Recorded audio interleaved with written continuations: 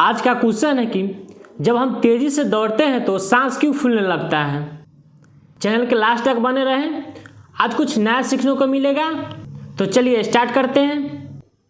तेज़ी से दौड़ने पर सांस फूलना एक आम बात है, क्योंकि जब हम तेज़ी से दौड़ते हैं तो हार्ट बीट बढ़ जाता है और ब्लड सर्कुलेशन काफ़ी तेज़ी से हो जाता है और हार्ट को पूरे शरीर में ब्लड को पहुंचाना रहता है, जिसके कारण वो काफ़ी तेज़ी से पंपिंग करता है और इसी पंपिंग करने के दौरान बॉडी को काफ़ी मात्रा में ऑक्सीजन का ज़रूरत पड़ता है।